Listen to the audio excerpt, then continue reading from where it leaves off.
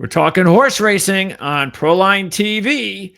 It's a Thursday as we get ready to enter some really interesting weeks leading up to the Kentucky Derby as the races get more interesting and even more competitive. We have 3 Derby points races coming up on Saturday. We're going to handicap one of them, the Holy Bull from Gulfstream. We're also going to talk about the other 2. We have 2 races to handicap from Gulfstream. And we're coming off, an okay week. Can't win them all, but it was an okay week, and we're going to recap that. Also take a look at some previous comments and questions that we've ignored over the last several weeks, and a lot to cover here in a short period of time. How's it going, John? Good, Greg. How are you? Doing okay. Again, I think things are still going pretty well for us. I think we're in a nice little zone. I'm really happy about that. Like I said last week, it's always nice when things are going okay. And what are you feeling so far? I know it's early. We're going to see Citizen Bull again this week in a ridiculous race, but we'll talk about that in a minute. But what is your feeling so far right now, this early stages of Kentucky Derby, prep racing time? Absolutely way too soon to have any sort of commitment. There are a lot of horses that ran once. A lot of the big barns have good horses. Some of them may not have even been unveiled yet. I mean, you have Cox, you got Pletcher, you got Baffert. So we got it's early time, and a lot could go wrong between now and May. So all right, what happens. Well, again, as I said, we had a whole lot of comments and questions that we have ignored for a few weeks. So let's go and take a look at a whole bunch of them. First of all, let's see, what do I pick out? I pick out John Lindgren, J4K, who said, great job. And now he says, great job, comma, in general. I don't know what in general means, John. I guess does that mean he enjoys the show generally? Does that mean it's a great job, generally speaking? All right. Anyway, thanks a lot. Appreciate that. Let's see. Ricky NYC 69. Greetings. That guy, John. That's you. Has a lot of vital information and knows what he's talking about. Also, on occasion. Well, that's not what he said. Also, you guys are a great combination. Keep up the good work. So we appreciate that. Ricky NYC 69. Let's see who else looks good here. By the way, Greg, if anyone sends any questions or anything, I look at the comments when I get a chance, and I try to answer, all of them to the best of my ability. And that's exactly why we appreciate all of the questions, comments, and one way or another, we will definitely respond if there's a question. No doubt about that. Okay, let's see. What else do we have here that might be interesting? Ed Burke, 537. John, you and Greg do excellent work. Why are you only reading the nice ones? There must be some nasty No, ones. I'm not. I trust me. If there were, I do that. No problem. This was this was from a couple weeks ago. Let me see if this is still something we can talk about. I have a question. You said the horses in the 11th race are not on Lasix. My formulator says they are. 11th and 12th, both grade 3s. 12th race, no Lasix. Do they let older horses in Louisiana race on Lasix in stake races, or do I have this wrong? Thanks, Ed.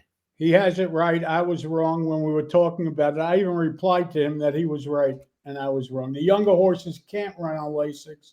The older horses can. Okay, and then that's the response here. Yes, you responded. You are correct. The 3-year-olds who are racing for Derby points are not allowed Lasix, but the older horses are. Correct. Okay, so there you go. Let's see. Jim Darden, 4686. May I ask you, how do you overcome post-time drag? Betting is all about finding a bet where the expected value is more than the implied odds. So if you don't know what odds you are betting until after the race, how do you find value? Well, that's the biggest problem with the game right now. It's called CAW, computer assisted wagering, and they get to bet literally with 30 seconds left, and they could bet millions of dollars in such a short period of time. That's why you'll bet a horse that's 8-1 when he leaves the gate, and all of a sudden he pays $7 or $8. That's the worst thing in the world for the game. Tracks have got to stop it. They got to cut these CAW wagering outfits out like with a minute to post. Naira cuts off the win bets for CAW with 2 minutes to post. It's just bad. It looks bad. I mean, new people that come to the game and they go to the window expecting to get $12 and get $6. Well, try explaining to them, that it's CAW. It's a horrible thing. It will be the end of this game if they don't stop it and stop it soon. Yeah, well, wow, big surprise. There's something bad going on. I mean, it's just horrible. It's horrible. And, and they continue to get away with it. The problem is the racetracks, are getting a piece of the action. So they want to handle big, but they're being short-sighted because while it may help them short-term, in the long run, again, it's only going to chase people away. Well, you know how people are with money. That's all they do care about is the short term. Exactly. So, they don't think about it, and that's a big mistake. It's like owners in these major sports organizations that are like, oh, we're going to add like a 45th team to our league. Oh, that's great because I get all these millions of dollars come my way from the owner who has to split it among everybody. And they don't realize that it just brings the sport down. So, yeah, it's not a surprise. I mean, and of course, who gets to suffer the most? The fans. And like you said, it's money here, so with other sporting events and everything, it's not the players don't feel it, but in gambling, they absolutely feel it. So Anthony Ciavatella, 8279. Great show. Victor Freed, 5913. I really enjoy your presentation. Plus, you pick winners. Thank you. That's Victor Freed. We know Victor. We do. Now we do. Hello. Well, we've known Victor. Victor's been he's commented before. Okay, great. S. Martins, 3632. Wow, longtime Sheets user. When Jon this is from 3 weeks ago, by the way. Longtime Sheets user. When Jon Hardoon loves a horse, you hit the window. Congrats and thanks. Nice late double 2 even after the scratch. And of course, this is when John, we were doing our I forget what race do you remember the 3 weeks ago when you loved that horse? First cross double. Yeah, well, they scratched one of them and they were left with the winner. Yeah, so it's not often that John will go, I love this horse. But when John did a few weeks ago, that horse came in first. And I think we might have talked about this one. It's the last one. We might have talked about this one. I'm not sure. Ken Bordeaux in, I don't know, one. Ken, I play the ponies all the time, and I'm nearly 70. Can you explain to me what you're all referring to when you say 8, 10, 12, 13, et cetera? Well, I've been betting horses before I start college and have no idea, no clue what it means. So, because there are a lot of people that might be new to our show and they've never handled the sheets before. Let me make it easy. We handicap based on using the Ragusan figures. What are the Ragusan figures? It's a formula, and we supply a number for every race in a horse's career, and we look to bet patterns, horses the idea is to bet a horse on what you think he's going to do today, not what he did last week, not what he did 3 weeks ago. You have to try to find the horse moving forward and try to find some value with that play, and that's what we do. That's how we handicap. We base our work on our numbers. And a nice little tip is that the lower the number, the better. Yes, unlike the buyer figures where the higher the number, the better. And with the Ragusan figures, it's the lower the number, the better. Okay, now let's update what's going on as far as the Derby. We promised we would do that every week. Last week, you had the Southwest, and that was a 20-point race won by Speed King.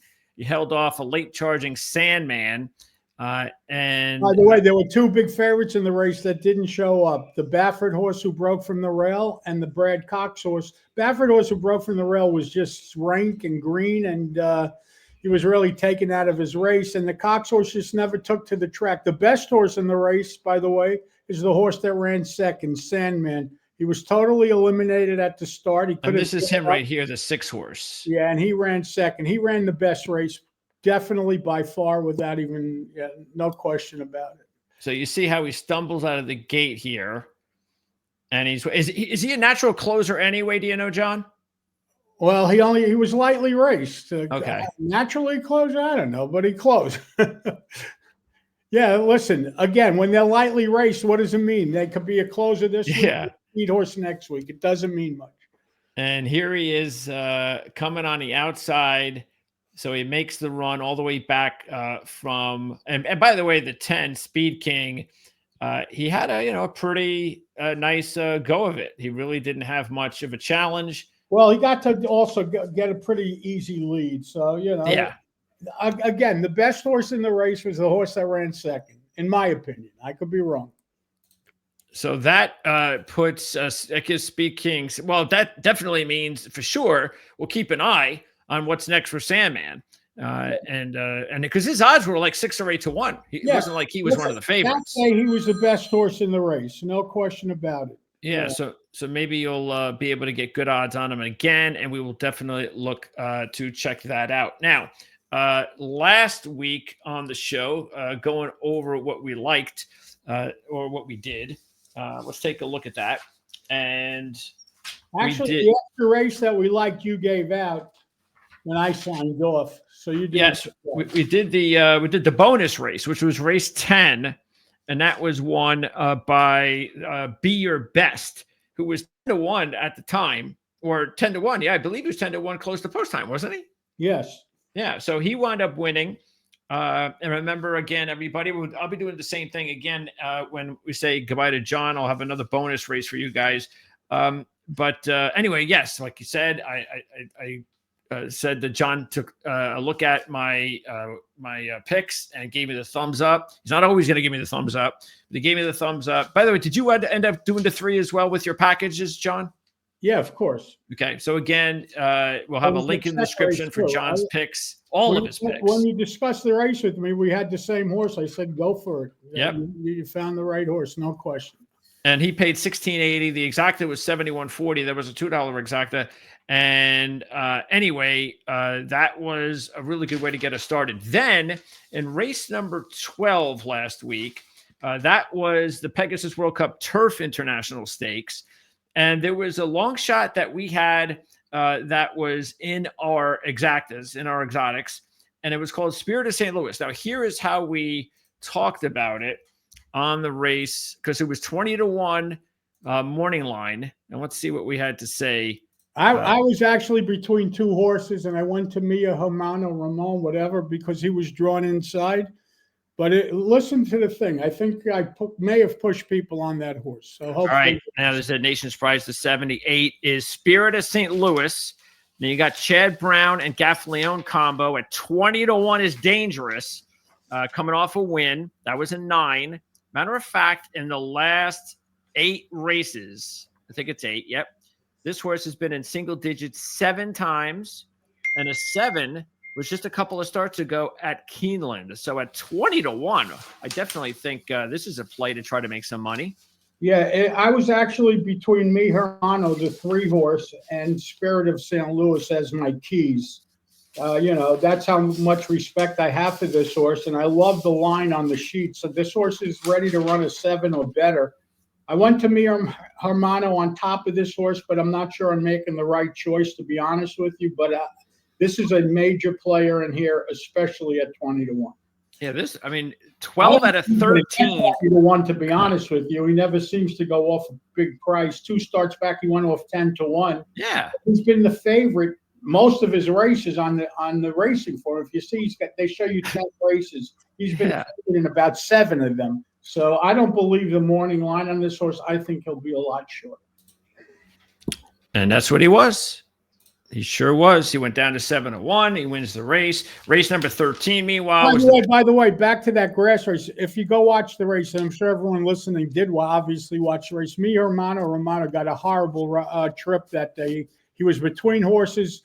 I think he ran 4th after everything, but he wasn't beaten much, and he really ran well. It was just a horrible trip. And when you're dealing with 14-horse fields, that could happen a lot of times. Sometimes you need racing luck. He had no racing luck. Do we know what the number was?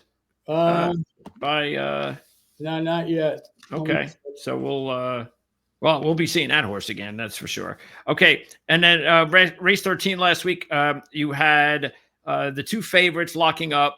White Barrio got the win. Unfortunately, Locked came in to pass my pick, which would have been a nice exacta, Skippy Longstocking. Boy, Skippy keeps going. but unfortunately, it was the top 2 horses. And White Barrio just does it again, winning a big 3-1 race. The horse we like, Mixto, was 40-1, and he actually ran 4th. So not 4th. Yep, he ran 4th. So he was came this close to hitting the money there, which would have been nice. But anyway, there you go. That's how things worked out for us last week on the show. And that was the Gulfstream Park, just like this week. But by the way, White Barrio ran a 1. Spirited Lewis ran a 5.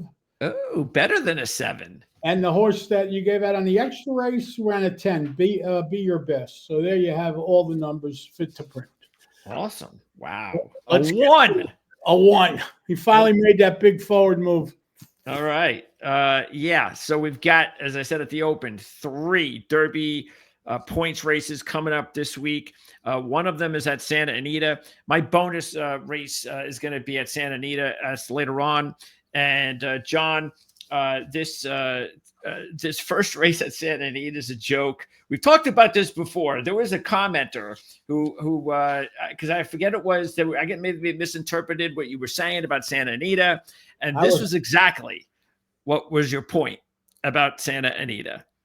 Is that there is a Derby points race. There are 5 horses in the race. 2 of them have no shot. And the top 3, the only 3 horses who have a shot are all Baffert horses. Yeah. I mean, it's silly. And he's got 3 or 4 of the horses in the race.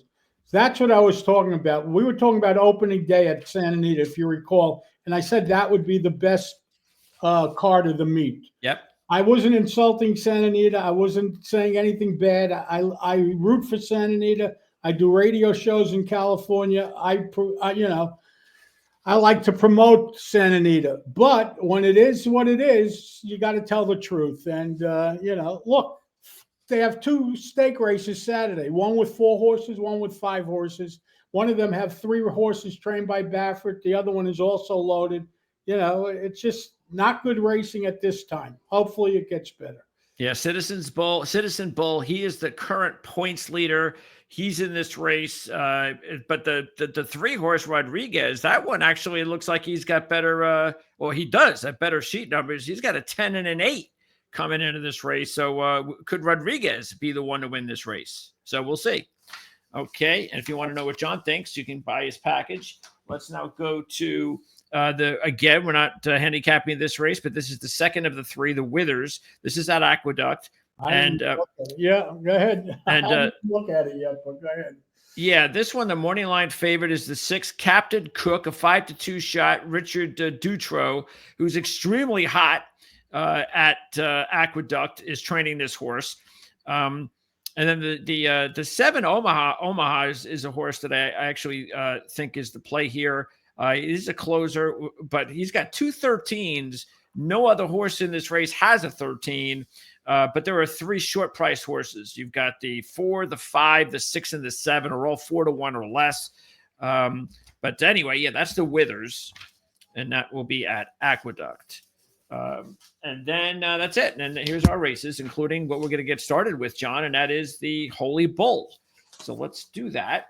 Let's start with the Holy Bull. What is it there? Okay. That's race 11 on Saturday from Gulfstream. And this one will go off right around 5:13 on Saturday. And this is a 1.16 miles. And let's see. So the morning line favorite, you got the 4 Guns Loaded, a 5-2 shot. This is a D'Angelo trained horse with Arad Ortiz Jr. on board. The 3 is next in line, Tappan Street at 3-1. Brad Cox trained horse with Saez on board with only 1 race. So we have a 7-horse field in this Derby points race, John. And let's go ahead and start at the top. You got Kinetic Control. I got to ask you about Kinetic Control. I know he's not a top pick, but maybe this horse can get into your tries because what I find interesting is he has his first race at 12, which is a very good way to start your career. I know the 22 is not so good. I'm not sure what happened there because it looked like that he was, again, after the 12, things would go well. But I just wanted to point out is that he changed strategies. You just talked about it. When you're a young horse, who knows what the strategy is going to be from a trainer.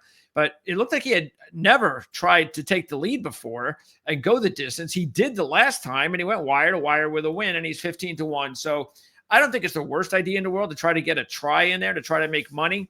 But his sheet numbers are definitely slower. Well, it's an advantage breaking from the rail going a mile and a 16th at Gulfstream. I'll give you that. And he did have trouble 2 and 3 starts back where he ran the 22 and the 16. There's big trouble in both of those races. Go back and watch the replay. But that being said, it's a bit of a stretch because you have a couple of really fast horses here. You have some one-number horses. So let's continue going through it. And one of them is, well, 3 of them are coming up in a row, starting with the 2. And that is Ferocious, a 9-5 shot, who started his career with a 9. And then it's, hey, let's go to the grade 1 races.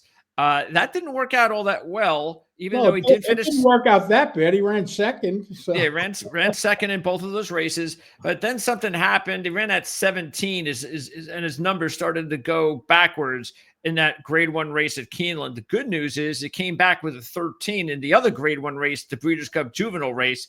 But maybe it's a good idea that he took 3 months off.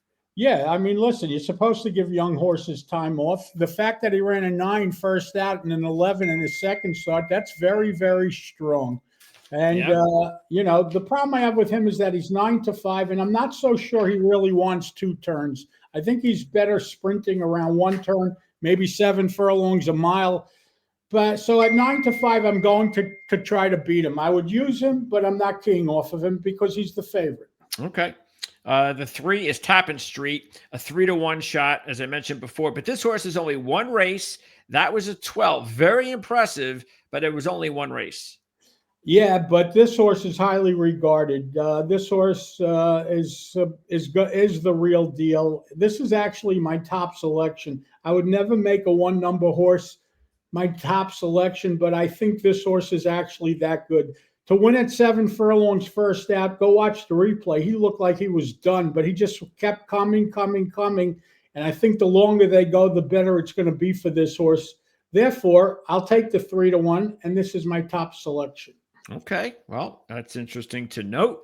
A little bit of strange expert information about what kind of horse this could be.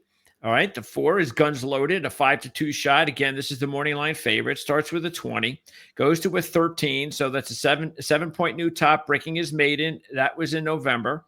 Then a month and a half later, he, predictably goes in the opposite direction to a 15, but it was a wire-to-wire win. So it's the 5-2, though. That's the thing.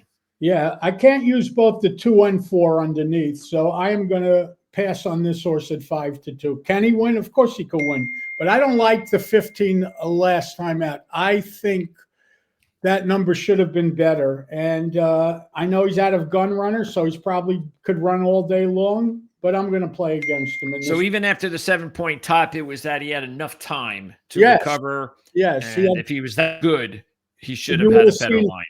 He should have run better than the 13 last time out, and he didn't. I know he won and everything else, but I'm going to play against him. Can't use all the short ones. The 5 is He's Not Joking, a 15-1 shot that actually had a 9 on synthetic. That was in November in a grade 3 win. But then for the first time, he went on dirt, Churchill Downs in a grade 2 race, and it was not good at all. No, I don't like this horse. The 6 is Burning Glory, an 8-1 shot. You got Mott, you got Gaffleone, you got 8-1. So this is a nice opportunity maybe to make a little bit of money if he can hit the board, because he starts off with a 21, not so good. Comes back, 8-point top, 13, excellent. After that, it's a 14, which is really not that bad considering the 8-point top last time out. Plus he wins the race. Now it's Gaffleone on board for a second straight time, and you're getting 8-1, as I mentioned. He's a must use, but you have to you make one little mistake. You go 21-13, it's an 8-point top. Technically, you're right. But when a horse runs once and then runs his second race, what does the first number really mean? Doesn't mean anything. Yeah, they could have given him a race. Not only that, the 21 that he ran first out was on a sloppy track. So really, I'm reading it 13-14. And the 14 last time out was a frozen track. This horse has a license to run a 10 or an 11 off of this line. Therefore, he is a must-use. Okay, and then we have the final horse in the field, the Burnham Square, a 5-2 shot, the 7 horse, who run an 18, a 15, and then a 10. So he's headed in the right direction. The question is, though, the 10, about a month ago, it's a 5-point new top, third race. Are we expecting a bounce here? Probably. You see, now you could say 15-10 is a 5-point new top.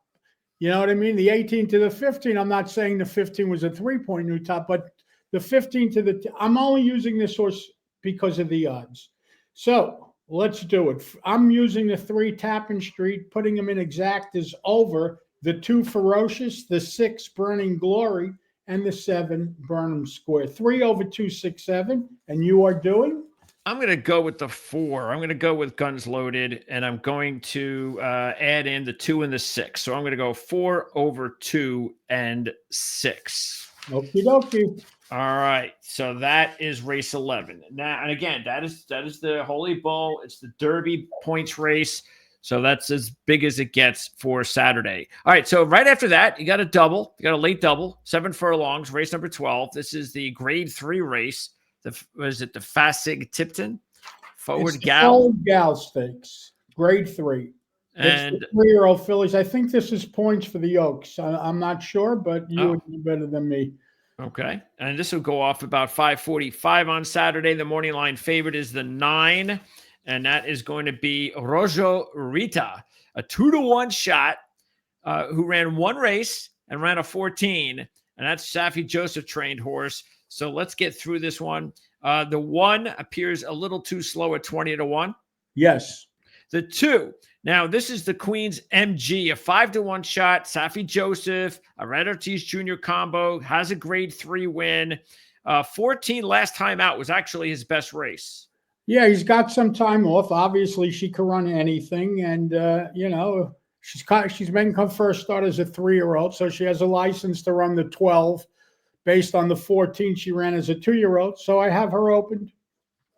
I think I might want a little bit better than 5-to-1. Yeah, but then well, again, you're going to see. You got other horses. Let's do it.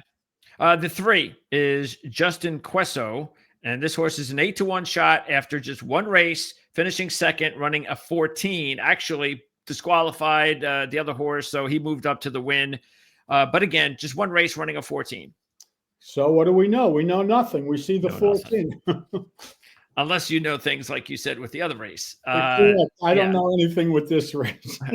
The 4 is Costa Amalfitana. And the good thing about this horse at 30-to-1 is he has improved all 3 of his races.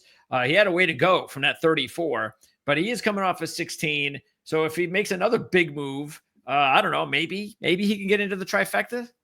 Yeah, but there are real horses in this race. Not so fast. Yeah, there's another one that I'd rather take, actually. Beyond Belief is a 20-to-1 shot with Castellano on board, but this horse looks a little too slow with a 19 and 2 17s. I don't like him. The 6 is a 30-to-1 shot who has gotten better each time, but it's just, unfortunately, it's just taking too long to get there. 19 was his best race last time out. Yeah, that's not going to do it. The 7 is Eclatant. And this is a 9-to-2 shot, Brad Cox, Saez combo. First 2 races were 13s. And again, that was closer to this distance, 7 furlong race. Tries to stretch it out, mile and a 16th in his last race and ran a 19. Now he comes back to 7 furlongs. Yeah, let's draw a line through the 19 because that was around 2 turns. That was a mile and a 16th. Now he's back to sprinting. To run a 13 first out is huge. To run a 13 second out is huge. This horse is a must use. Agreed. The 8. Now, this is the long shot that I'd rather take a chance with to finish third is Volatile. A 20 shot. You got Velasquez on board, wins his second race, runs a 17 in his third race. He's been at Gulfstream all 3 of his races. So that's the reason why if I was going to take a big long shot, I might take the chance with this horse. But, it's nothing special. Well, then go for it. Yeah, whatever. All right. The 9 is Roja Rita. Now, this horse ran just like the other horse. Ran a 14. First race, goes wire to wire, but we don't really know anything, do we? No, we know nothing. We know it's Safi Joseph. Listen, the horse is going to be way overbid. She won her first race by 16 lengths. So everybody is, wow. But they don't realize it was only a 14. It was first time out. How do we know who she beat?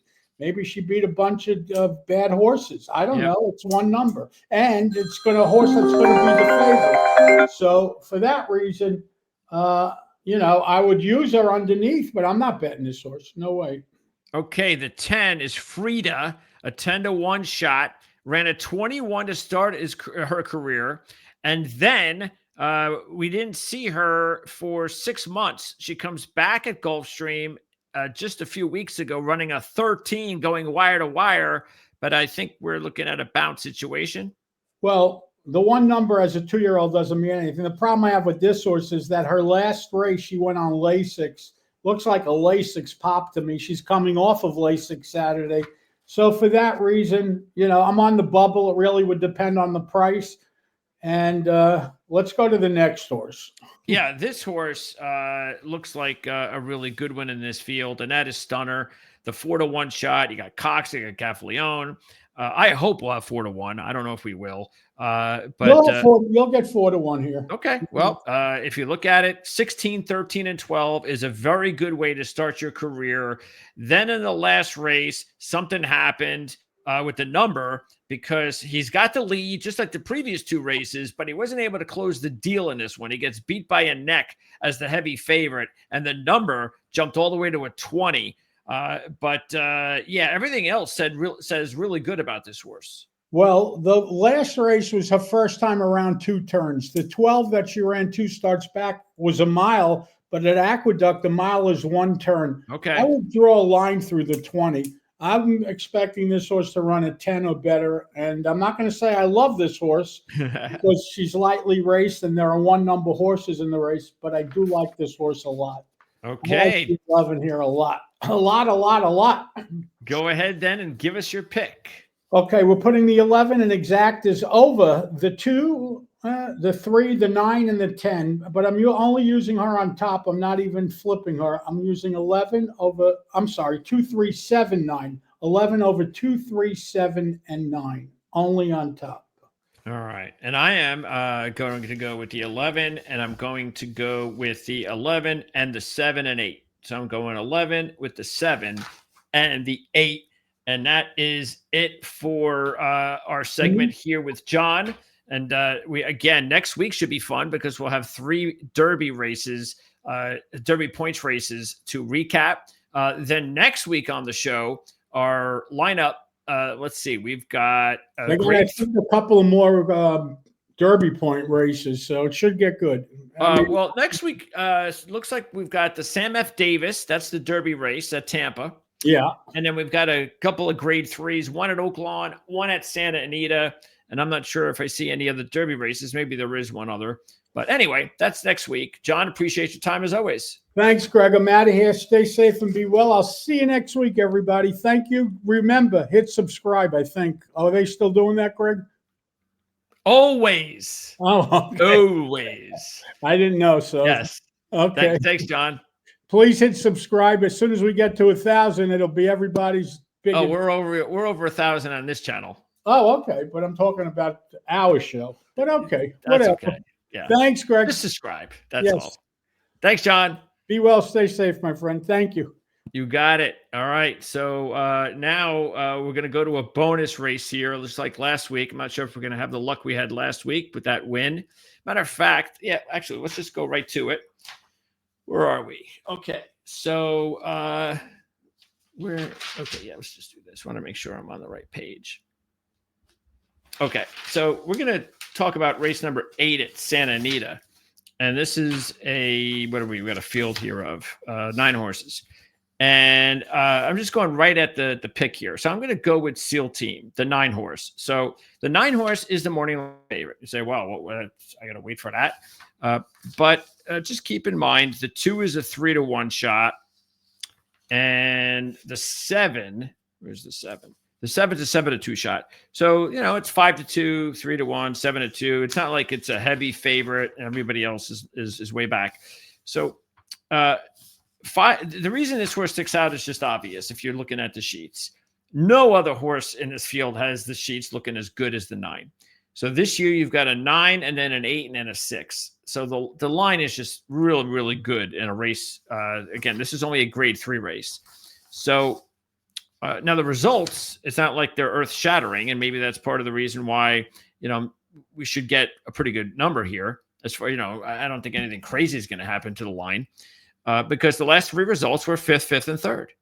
So in those races that he was 9, 8, and 6, you're getting 5th and 3rd results. Now, the previous year was all double digits and medium, 15s, 13s.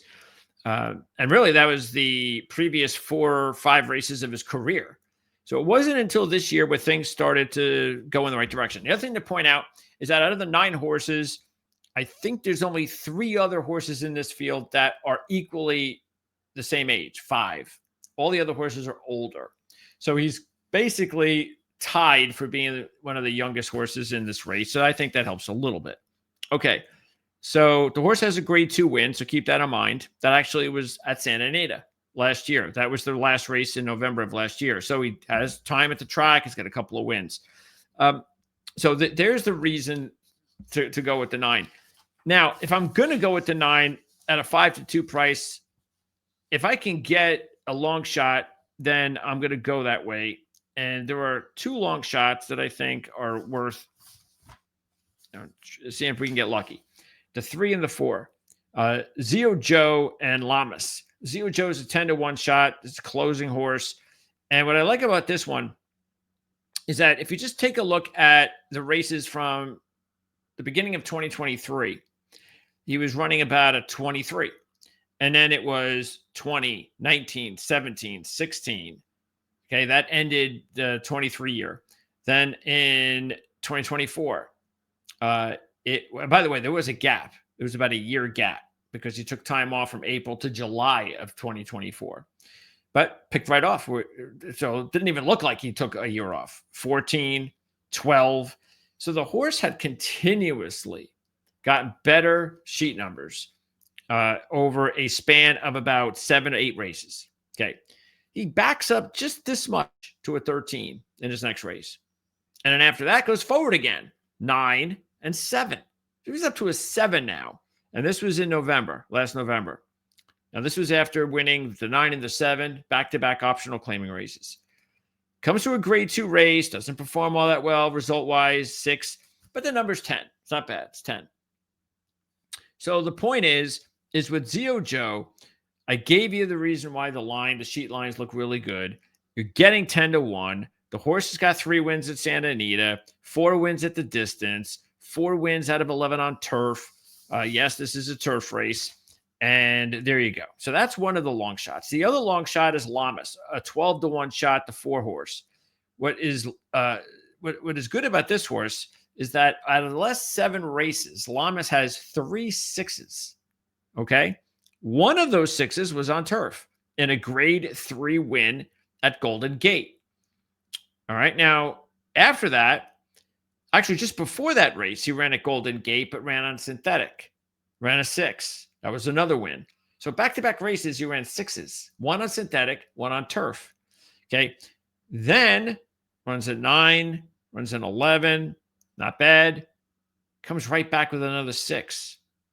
Does this on a dirt track. So this horse has been able to run a 6 on synthetic, turf, and dirt. All right. Now, since that 6 on dirt, things did not go well. A 15 and a 23. And considering the horse is 8 years old now and has not run yet since he's been 8, you could easily wonder, is it over?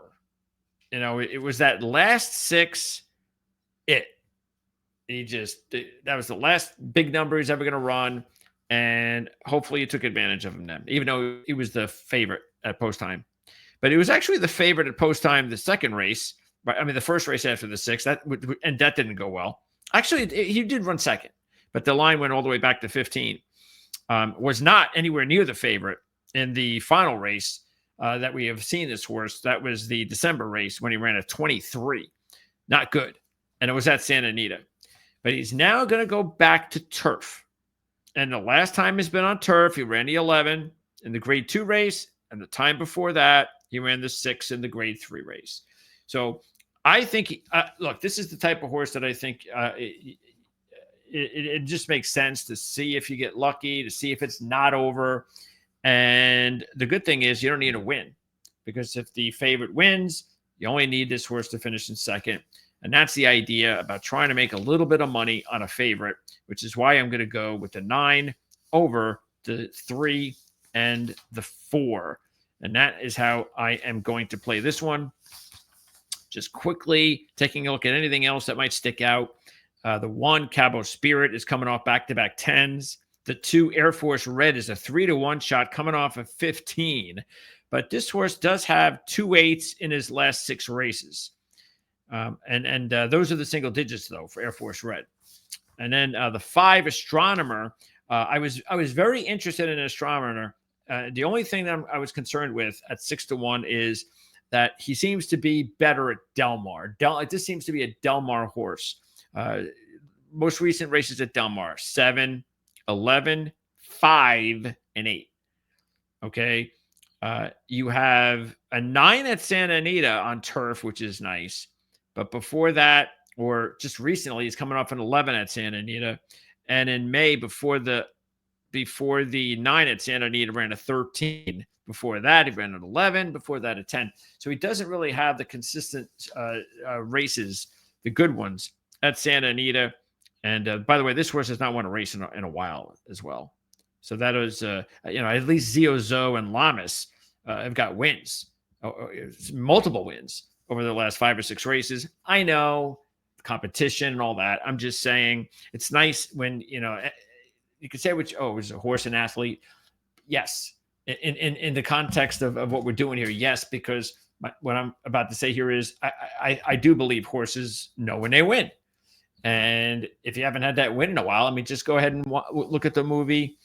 What was the name of the movie? I will talk about it all the time. I know we're going to watch it on, we're going to do a reaction video at some point. I got to figure out the right way to get someone like Chad on so we can watch the movie and have him react over it and talk about it and all that kind of stuff. So, but anyway, the point is that horses know when they win or when they're not winning. And Astronomer has not won for a while. And look, he's only won 3 out of 16. So that's the reason I was a little bit gun shy to go with Astronomer. Also to note, the 7 El Potente, the 7-to-2 shot, not a bad idea. The last 3 races are 10, 8, 10. And the horse has been very consistent with decent numbers.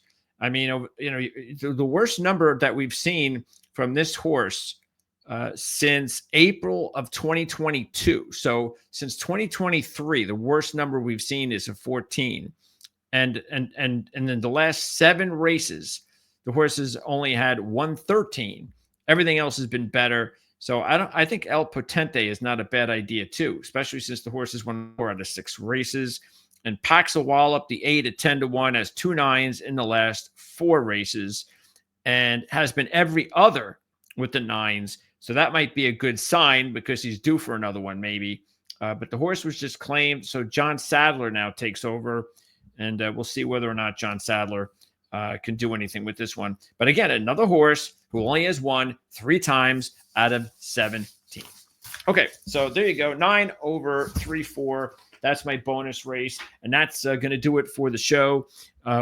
We welcome your questions and comments always.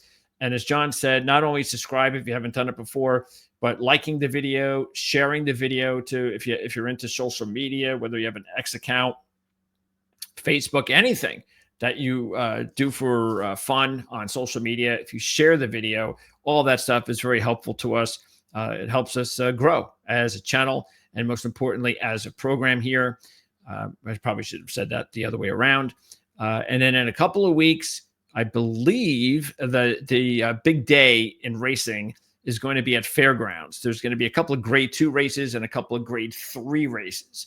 So the next couple of weeks, nothing major, nothing big, but at least we do have some graded stakes races to cover at Oaklawn, Santa Anita, and the Fairgrounds. And it looks to me, I think we only have one Derby points race. Maybe John's right. Maybe there's another one in there. But I've got the Sam F. Davis, and that's one of the races that we're going to talk about next week. By the way, Tampa's got 2 grade 3s this Saturday. That's it for our show. Thanks for tuning in. And of course, with Jon Hardoon at the Rags and Sheets. And check out the description area. If you don't know how to get there, there's a little more button there. You just click that, box pops open, and we have a bunch of links, including how to follow trainers like Chad, how to check out John's packages over on his website, how to purchase the sheets. So you can even follow on our show. You can purchase them. And as we're handicapping the race, you'll see exactly what we're talking about. And anyway, that's it for our show this week. Hope everybody has a good one and win at the races. That's always our hope here. And we'll see you next time.